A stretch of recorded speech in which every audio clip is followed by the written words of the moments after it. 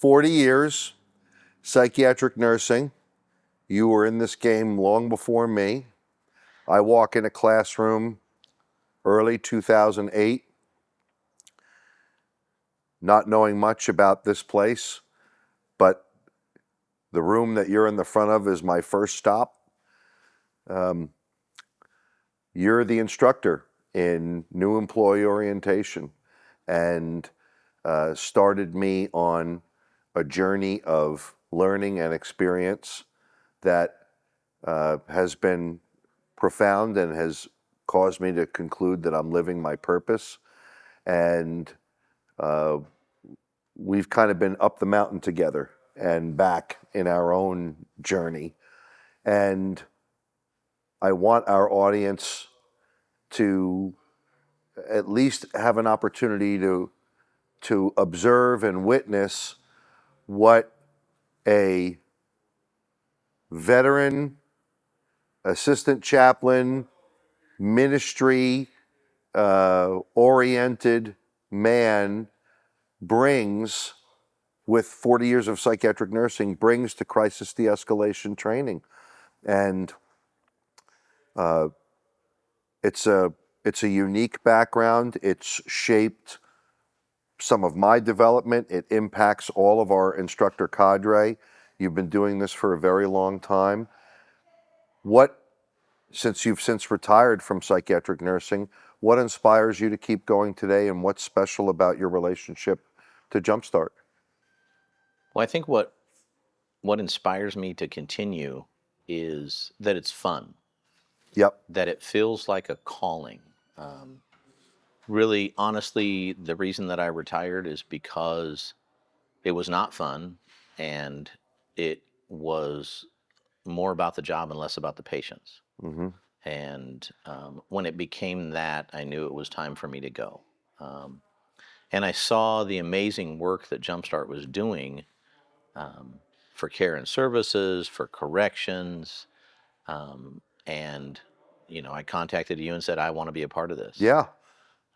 And look what you've been able to influence, a faith-based product now that we're going to be bringing into the worship space. Yeah. And we would not have been able to do that without your lived experience, your ingenuity, and your, quite frankly, ability and skill to leverage your faith experience and your ministry experience as another why to engage someone presenting, dysregulation or discontrol from a place of self-regulation, love, selflessness, self-effacing, bigger spiritual picture. Those are motivations we don't get to talk about very much in crisis de-escalation training, particularly on the religious, faith, or spiritual side. No one's talking about those things.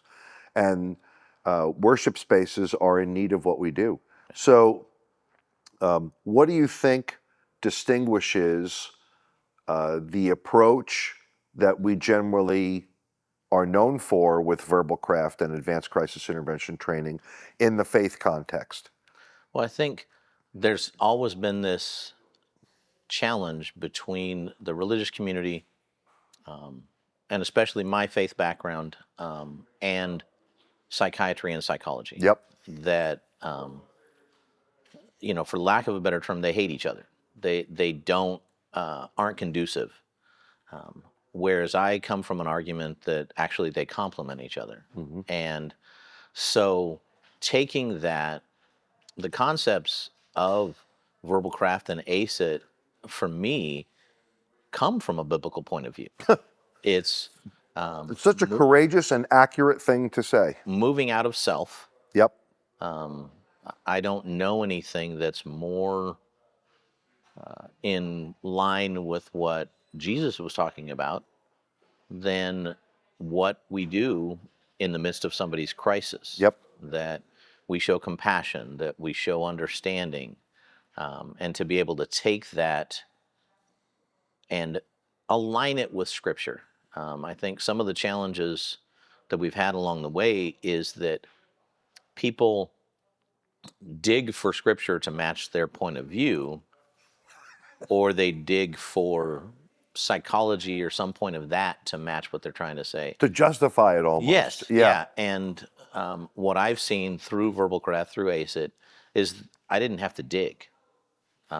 What we teach with VDSP, every point of that aligns with Scripture. I think so. I think it's incredibly. I wish I could say, that the early church fathers, let's say, did some writing about how they applied VDSP in some situation. It would be kind of fun if there were references that we could draw on that allowed us to do that.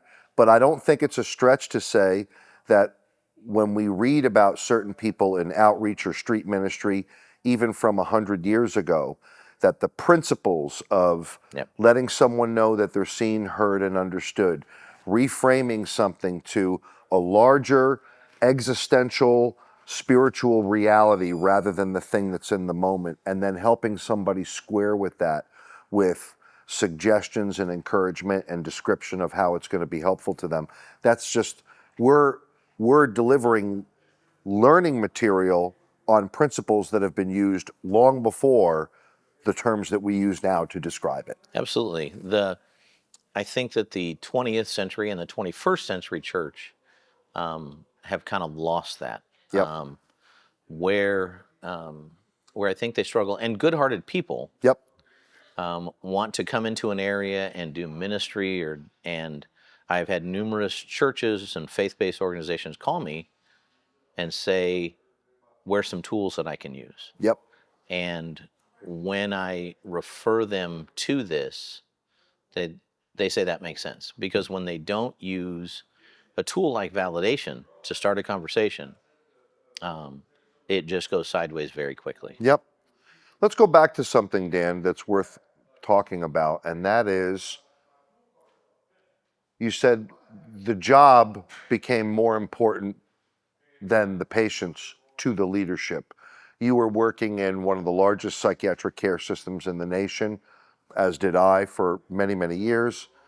And you arrived at a conclusion that the politics, the bureaucracy, if you will, interfered with your enjoyment of the delivery of care and services.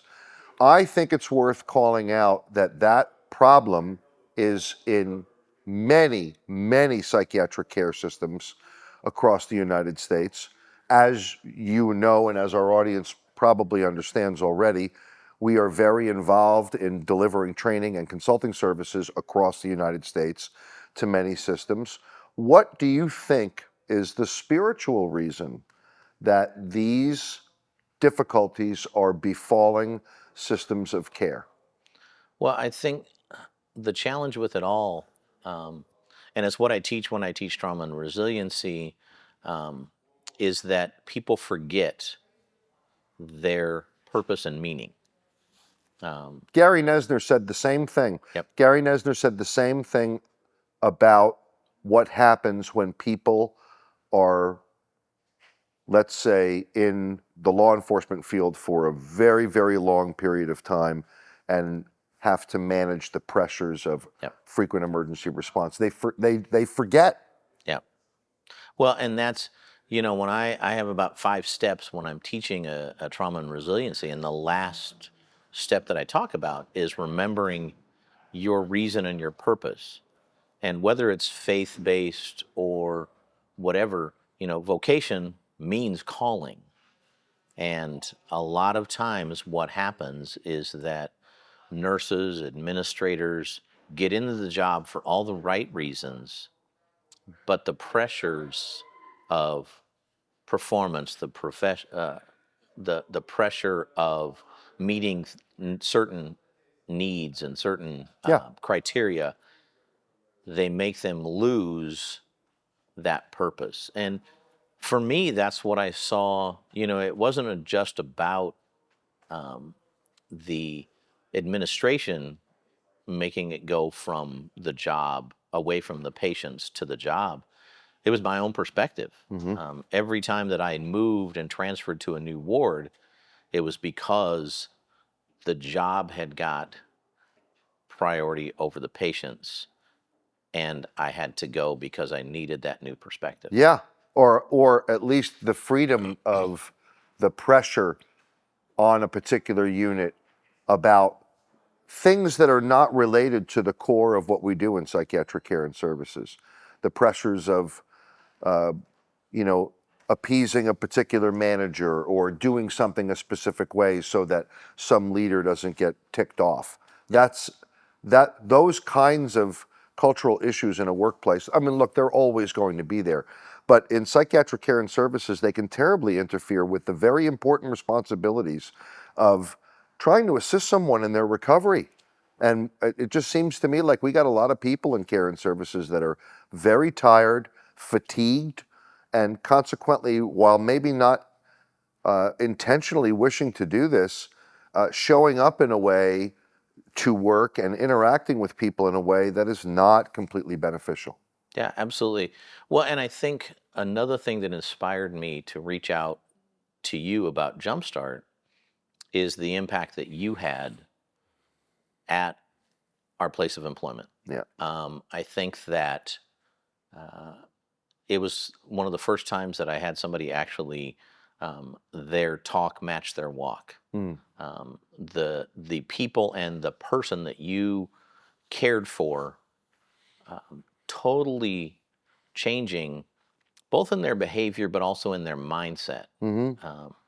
And you know, it was the impact that what happened with them, but also the impact of what happened with you, because you were successful with that. People struggled with that. That was the thing I didn't anticipate. Why do you think people, where we were creating outcomes, we were enhancing safety, reducing assault with injury, reducing the use of containment procedures. I talk about it all the time, but you know, now that we're capturing some of this to share, you know, through our social platforms, why is it that there are workforce members who resist positive change? Well, I think there's a few reasons. One of them is fear. Um, you know, in lean training and Six Sigma and things that I've taken before, one of the things that stuck with me is that people aren't afraid of change. People are afraid of change that doesn't last. And so they're waiting for it to go back to normal. Some people, it's insecurity. You're being a success where they couldn't be a success in their mind. Yep. You know, and I think for my 40 years, that's always been the challenge. You know, Yeah. I led 3 major initiatives where we reduced restraint and seclusion, reduced injury, but for a lot of people, that wasn't enough. Yeah. And they wanted to be in the role. And the challenge is people are in roles for a reason. I don't know that anybody could have done what you did with Yeah. the patient that you helped. I know what you mean. Thank you for that. Yeah, that almost sounds like a larger existential motivation. People are people are where they are for a reason. Absolutely. Is what I'm hearing you say, and that reason may have something to do with forces far beyond their personal desire or motivation. Absolutely. Yeah. Absolutely. Yeah, the suffering for me was the unanticipated thing. The idea that we were going to do this, we were going to grind this out, not only with the person served that we're talking about, where we did a very intensive behavioral program around one person, then later with the emergency response team. I mean, just the amount of vitriol that we had to manage from people that you would never anticipate that from was something that I did not expect. And because I didn't expect it, that was a valuable lesson learned. If I ever had to do that again, I would be ready in a much, much different way. But I did not expect to become the target of people who felt undermined and offended and I don't know, maybe like their dignity was taken from them, when all I was interested in was following the orders given to me to go after this goal. The goal was to reduce the containment procedures and to reduce injury. And I thought that those would be universally shared values, and they were not. Well, I think that whether it's a person in crisis, whether it's a psychiatrist, a nurse, Yep, I think about our friend Tony Blauer's yep, cycle of behavior and the fear loop. yep, People use in crisis, they use the weapon that they have. yep, Whereas a patient might use their fist or a made weapon. A doctor will use their degree. A nurse will use their seniority or their experience. Gosh, that is so accurate, Dan. And I think that realizing that, it was a very tough time for all of us, Mm-hmm. but I don't think it's something that we can take away.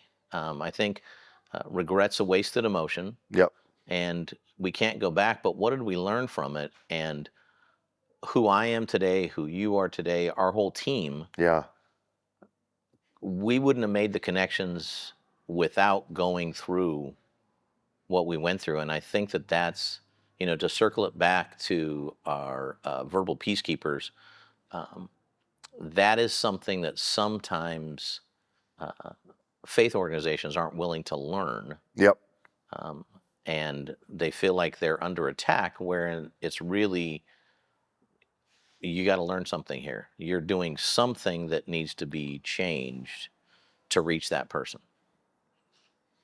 Dan Gapsch, 40 years, psychiatric care and services, very long standing experience in ministry, was a armed services member in the Air Force and assistant chaplain for many, many years, a friend, mentor, colleague, and just a delight to work with today in retirement as he is having fun again, delivering verbal craft, advanced crisis intervention training, and our new product, Verbal Peacekeepers, which is coming to the faith base very soon.